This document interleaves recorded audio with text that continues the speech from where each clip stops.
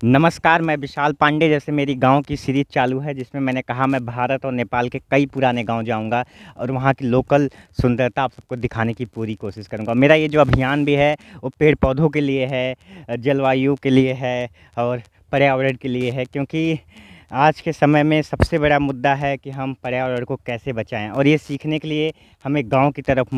रुख करना पड़ेगा, क्योंकि ये चीज़ें हमें सीखना है तो अपने पूर्वजों से सीखना है, जो आम के या महुए के बगीचे लगा के चले जाते थे और वो पेड़ 200, 300, 400 साल तक जीता था और कई पीढ़ियों तक अपनी छाया और सुंदरता को बिखेरता था। फिर शुरू फिलहाल ये देखिए दादी माँ गाँव में हैं, प्याला वो कर रही हैं, प्याला कहते हैं, हमारे पूर्वांचल में पियरा कहते हैं, उसको वो कर रही हैं और बड़ा ही सुंदर गाँव है। बस पगडंडी के सहारे मैं गाँव के अंदर जा रहा हूँ। और लेकिन ये है कि हमें सीखना है तो गाँव के पूर्वजों से सीखना है कि पेड़ पौधे और जीव जंतु के साथ, वातावरण के साथ हम जीवन कैसे जी सकते हैं, न कि हमें वेस्टर्न कल्चर पश्चिमी देशों से सीखना है कि बम और बारूद कैसे बनाना है। हमें अपने पूर्वजों से सीखना है पेड़ पौधे, जीव जंतु इन सब के साथ कैसे आखिर देखो तो सही, हमारे पूर्वज कितने विद्वान हुआ करते थे कि बगीचे लगा के चले जाते थे। मैं कई गांव में भ्रमण किया और मुझे एहसास हुआ कि हाँ,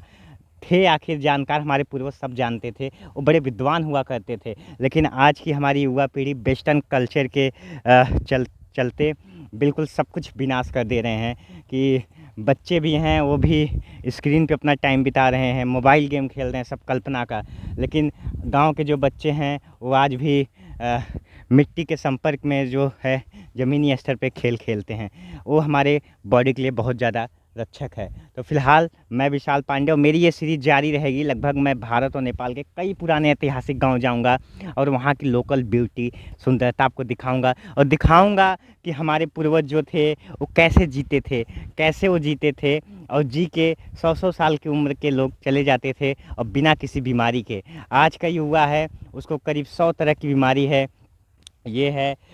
और क्या बताएं इस चीज़ों में, मैं खुद उस चीज़ का शिकार हुआ।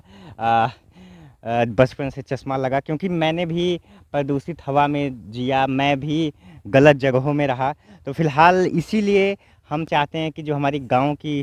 पीढ़ी है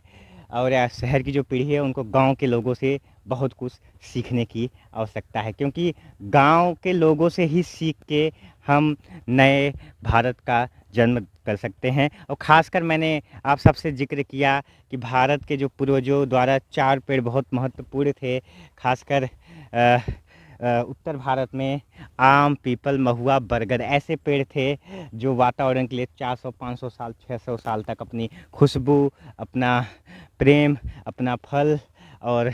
अपनी छाया बिखेरते रहते थे। तो मैं विशाल पांडे, मेरी ये सीरीज़ लगभग काफ़ी समय तक चलेगी और गांव के मैं पुराने से पुराने गांव जाऊंगा और वहाँ की लोकल सुंदरता आप सबको दिखाने की मैं पूरी कोशिश करता रहूँगा। तो फ़िलहाल ये जो जगह है ये बॉर्डर के समीप का एक गांव है और इसके जस्ट 1 किलोमीटर बाद भारत की सीमा स्टार्ट है, सॉरी नेपाल की सीमा स्टार्ट है और ये भारत के का एक गांव है, बहुत खूबसूरत सा मनवरिया गांव है और इसी के समीप जो है नेपाल की सीमा स्टार्ट है, लगभग 1 किलोमीटर दूरी पे जस्ट। तो मैं विशाल पांडे, मेरी ये जो सीरीज चलेगी काफ़ी लंबा चलने वाली है, जिसमें हमें सीखना ये है कि हमारे पूर्वज कैसे जीवन जी के गए, कि 100-100 साल जी जाते थे, किसी के नहीं। आज तो पेड़ पौधे के साथ